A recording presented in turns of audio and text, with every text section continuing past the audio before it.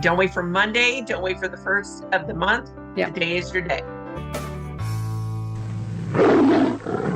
Hey guys, thank you so much for supporting us and watching our videos. If you'd like to support us some more and get some of our merchandise like this awesome apron, be sure to check out our website at thecarnivorerevolution.com. Hey everybody, welcome to the Carnivore Revolution. I'm Serena, and today my guest is Tiffany. Tiffany and I met online probably 2.5 years ago at this point, and Tiffany's story of healing and weight loss and recovery from drug addiction and recovery. Not that one. No.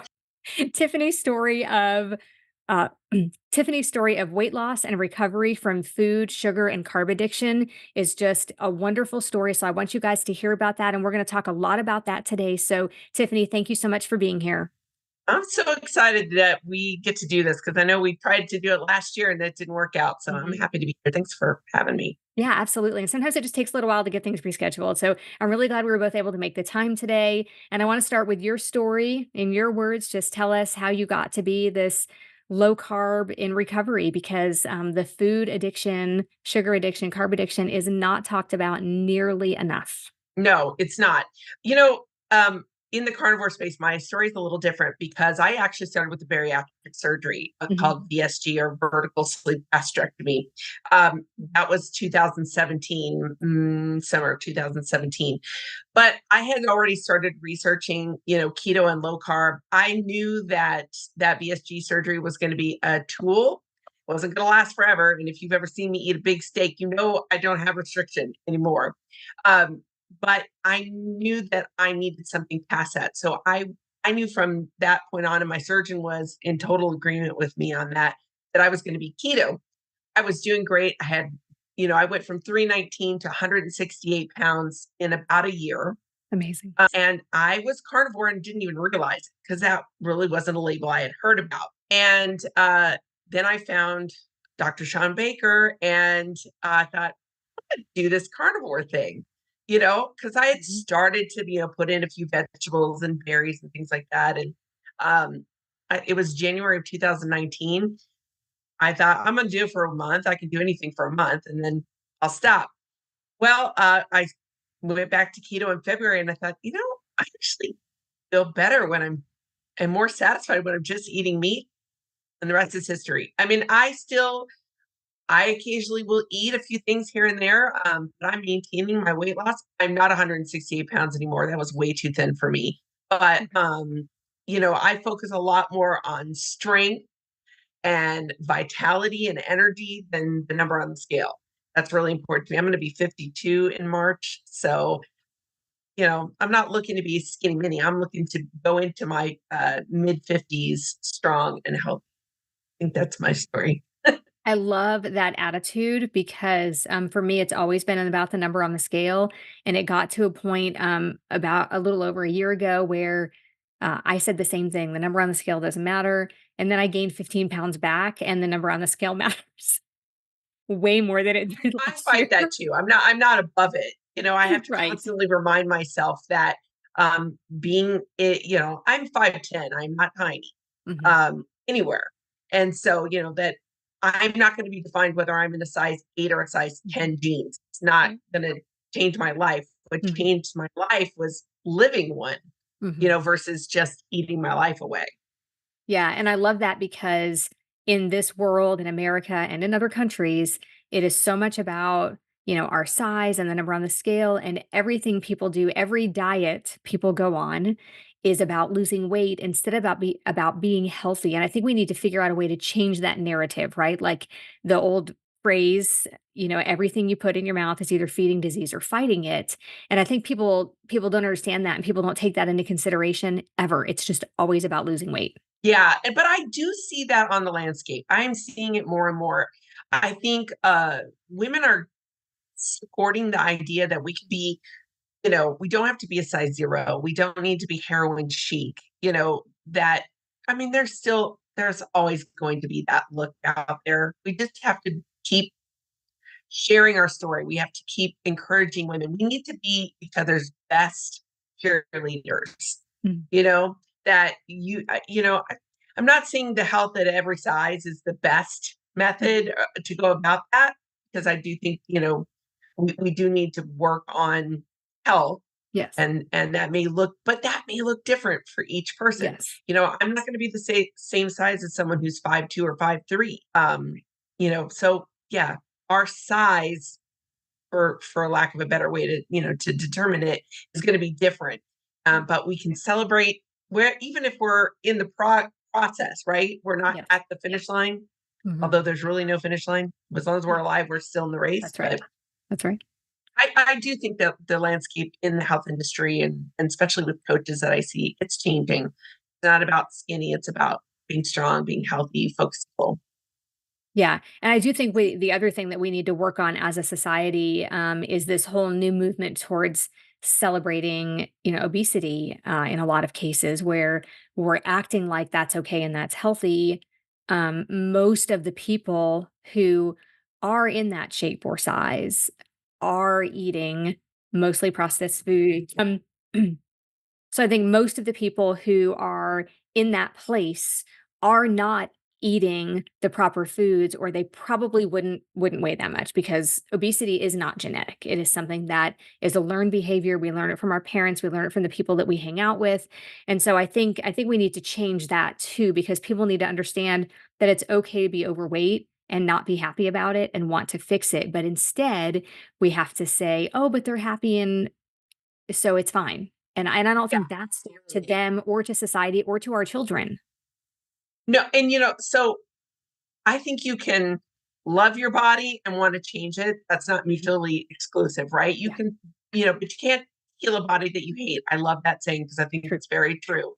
I think that we need to stop focusing on you do you, you be whatever you want. There has to be some hard truths here. I know at 319 pounds, I was not eating correctly. Right. I was not eating nutrient dense food, and I was not happy. I was not happy with my body. I was not happy with my life. Was that only because of my obesity? No, but it certainly was a large contributor to that. I was living to eat. Mm. That was the only thing I had going on. Yeah. Well, my family, but I Right. couldn't even fully participate in that when I was obese and not feeling well. And we need to stop saying that, you know, any size can be happy. Yeah, we can be happy, but we cannot be healthy. There's definitely a difference when we're looking at obese people.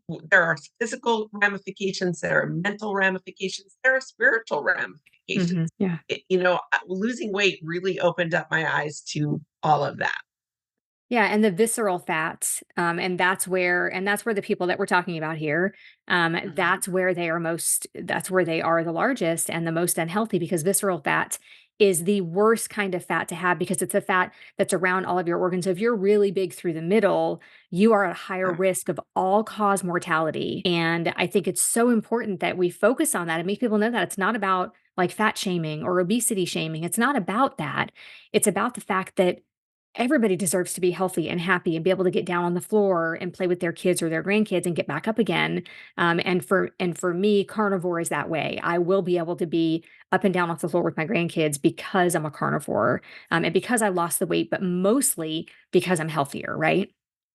Yes. And I think once you start losing the weight and you get that nutrient piece of it, and you want to start moving, you want to Yeah, start embracing this other thing. I used to look at exercises as punishment yeah, for something that I ate. yeah. And now it's a celebration of what I get to do That's right. because I eat properly That's for right. me, Mhm, that I have accomplished so much in 7 years. I'm a completely different person. If mhm. if I was to meet me 7 years ago, I would I wouldn't be able to comprehend the life that I'm living. And I think that shift and change, but that, it comes, you're not thinking completely clearly when you're eating nothing but processed foods, when you're Yeah, full of sugar, and junk and chemicals. I don't think you're processing at your best. I know mhm. you're not. At least Right. I can say that for myself for sure. And I think as you're eating, as you're properly, giving your body the nutrients it needs, the brain fog lifts, you're thinking clearly, you have a new sense of energy, a new sense of renewed purpose for your life, and you see a future Yes. where I can say for myself I didn't have any of that when I was sick and obese, and not to mention all the medications I was on. Um, and I was headed to an early grave. Yeah. Absolutely. Yeah. So let's talk about that carb and sugar. Let's talk about that addiction. Why can't people stop? Well, they say that sugar it hits the brain faster than cocaine or heroin. Mhm. And I can tell you as a child of addicts, my parents were both drug addicts. I was acutely aware that I did not want that for my life. Yeah. And yet I still did not learn skills to deal with emotion, happy, angry, sad, whatever it was. Food was always involved in it, much in the way that a drug addict would be. And we are getting, for all intents and purposes, a rush, a high Yeah. from these drugs, or from these not drugs, from the Well, food but it is that a drug. work, yeah, that work in our body very much like a drug. And when we talk about processed foods, they have scientists that are working to create what we call a bliss point. Yep. If you haven't looked that up, that is something that will just kind of blow your mind. They are creating foods, and I say that with all the air quotes, Mhm. that are meant to make us addicted. I Mhm. mean, literally having just one is impossible. And once you've eaten it, the cravings, it's almost instantaneous. Mhm. And so it really takes a lot of determination to get out of using food, again, processed foods inappropriately, because your body does have a physical craving. Your mind has a mental craving for those things. And you can't you go carnivore and you're going to deal with a lot of that physical and Mhm. mental cravings, but you've got to unattach yourself to the emotion of it too. There's a lot of mindset, heart work that needs to be done for this to be a lasting change, for it to become your lifestyle versus a diet that you're going to do for that amount of time. Yeah, and when Tiffany mentioned that Bliss Point, the Bliss Point, they actually do have scientists on staff that figured that out. It's the exact amount of fat, sugar, and salt that make you want more and more and more. And then you can't eat just one thing. It's like their slogan. But like Tiffany said, it's really true. And if you don't think that you are addicted to sugar and carbs or highly processed foods, go off of them for a couple of weeks and you'll see just how addicted you are, right? Oh my gosh. The first 90 days I think was Mm. some of the hardest in my Mhm. journey. But I had done so much mental work Mhm. getting up to that process. That's what I relied on. Yeah. And for me, a lot of prayer, a lot, working on my relationship to why was I putting food into this idealistic part of my life? It was not just something I ate, it was my everything. Mhm. It was number one in my life. I had to Yeah. deal with that. Mhm. And that took a lot of work. And I think we're not talking enough about that. You Yeah. can eat all the ribeyes you want and you will be full and satisfied, but you may still mentally and emotionally cravings. Yeah. Wait, I lost my train of thought. Hang on. Yeah, and the other thing is, like you said, you came from parents who were drug addicts. I had a drug addict father, an alcoholic mother, so I get it, and I was just like you. I did. My goal was to not be like that, but it ended up being food for me, and that's just crazy. How, like I say to people sometimes, my mom was an alcoholic, my dad was a drug addict. I was bound to have something, right? And with food, the thing is, like, you can get away from the drugs and the alcohol probably because if you don't hang out with those people, if you don't go to those kinds of parties, but food is everywhere and we revolve every single thing that we do. Every single meeting we go to has refreshments and snacks. Every single party we go to has refreshments, and that is hard. Every family gathering, every barbecue, everything revolves around food. And so getting past that and being able to like beeline it to the foods that you can eat or fast through it or make sure you bring something that you can eat, that's really hard, but it's something that you have to do for yourself. Well, and because there's always a food pusher at Yeah. every single event. It just never seems to um, be respectful of what you're Mhm. doing for yourself. So you've really got to have some resolve before you go to an event where Mhm. not only are you going to fight the temptations of the food itself, but Aunt Sally that's going to tell you, "But I made your Your favorite pie favorite. just for you," or the you only live once. It's just today. I mean, how many times did we have just one time or just one meal or just one day? And that derailed us for months. Yeah. It is a serious problem, Mhm. and for me, I see it everywhere now. I didn't before, but now you do. If you're grieving, we bring you food. If you're happy, we celebrate with food. If it's your Mhm. birthday, food. Everything has this food aspect. Mhm. And it's for every emotion, including boredom. I think I ate out of boredom more than anything else. Sure. More than any other emotion. It filled my time because I couldn't do anything else. Yeah. Yeah, it's crazy, and everybody is like that. That's the thing, is when people are watching TV, they want a little bit of hand to mouth action, like everybody wants to be eating and drinking and be merry. They think that's how they get merry. People think that's how, we are happy. I would love to go to a party that didn't revolve I would love to go to a party where I didn't have to bring food and I knew there wasn't going to be food, like get together and just play games, with another family or something and not have it revolve around what we're going to eat while we're there. But that just doesn't happen in today's society. So you have to figure out how to navigate through that. Yeah. We've talked a lot about that as a family too. Like, how hard is it to create a family event that doesn't revolve around food? Mhm. We have to be very conscious to make a decision. Not that food is bad. I mean, we enjoy food together, right? But I want to participate in activities that really don't have anything to do with that. And that's comes right down to choice. And you have to make a choice to be okay with going against what is normal. And I'm okay with being a little weird. Yeah, I'm okay with right. that. Yeah, that's the thing, is that as people who eat only healthy, nutrient dense, natural, minimally processed foods, we're the ones that feel out of place and different. Isn't that strange that somehow healthy food has become Mhm. what makes you weird? Yeah. And that, it's perfectly acceptable to, I was going to say a name, but I don't want to do that. But, Okay. any name brand food that, Yeah. comes off a shelf, that's normal. But That's right. if you suddenly decide that that's not something you or your children or your spouse want to engage in, you're weirdos. That's right. And you're not living life to the fullest. That's right. You're somehow depriving yourself and your kids of Yeah. not Well, when really what I'm depriving my kids of is food addiction, I that's hope. right.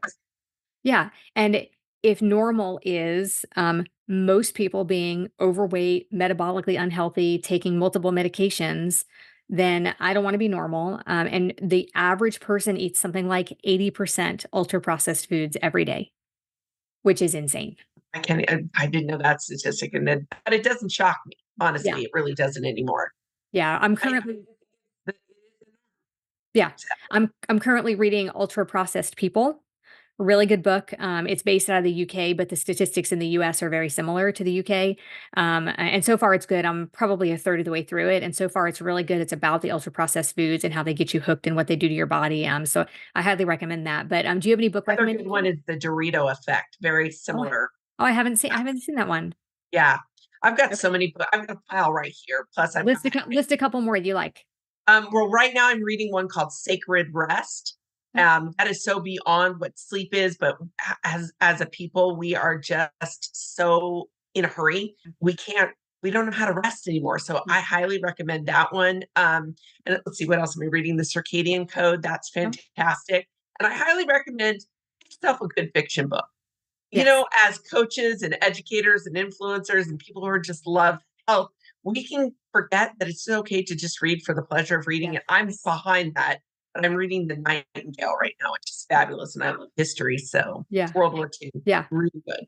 Yeah, that's awesome. Yeah, I think that's important. I actually started sourcing out some of my editing recently because I was using all of my me time, my walks and my relaxation time doing things on my phone. And now I'm back to, being able to listen to a fiction book. So I kind of rotate between like a self-help or a diet book and a fiction book, like throughout the day, even I'll go back and forth from one to the other, depending on what I'm doing. And I feel like that does help me wind down, relax. So I really like that idea. Yeah. Okay. We got to hit every sense of pleasure, right? It's Yeah. mind, body, spirit. Yes, absolutely. So Tiffany, tell everybody where they can find you. Well, sadly, more than anything, I'm on Instagram. Yeah. So Tiffany.r, like Robin.Davis, is where you'll find me the most. I had a podcast. I've been a little behind on that. Hopefully Yeah. that'll be coming back in the spring, maybe YouTube. Awesome. I am going to be ending my homeschooling career. I've been homeschooling since 1996. So as of the summer, my availability is going to be a lot different. So right now I juggle a lot with just clients and homeschooling. So Yes. we'll see what the future holds, but definitely on Instagram. Yeah, we homeschool too, and that definitely changes how we have to do things. So congratulations. Good job on that. Thank you. 4 graduates as That's of this awesome. year. That's awesome. I have 2 so far, 2 more to go. So I'll be in your shoes in 4 years. So But yeah, been an amazing journey, but good job. absolutely. Congratulations. One thing I can tell you, I have 0 regrets that was what we chose. Yeah, that's wonderful. Really good. Okay, if you had one piece of advice for people, what would it be? Wow, that's a lot of pressure. One I know. piece of advice, start taking your health seriously. The earlier, the better, but it's Mhm. never too late either.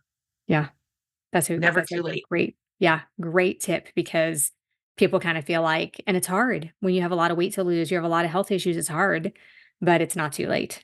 Nope, Today can be day one. absolutely, and it should be. Don't wait for Monday, don't wait for the 1st of the month. Yep, Today is your day. absolutely. Tiffany, thank you so much. This was really great. I'm really glad we got to do this finally. Yeah, we'll do it again. I Yeah, loved it. yeah, Alright, bye. absolutely. Okay, thank you We'll for talk to you joining us. soon. We'll see you next time on the Carnivore Revolution.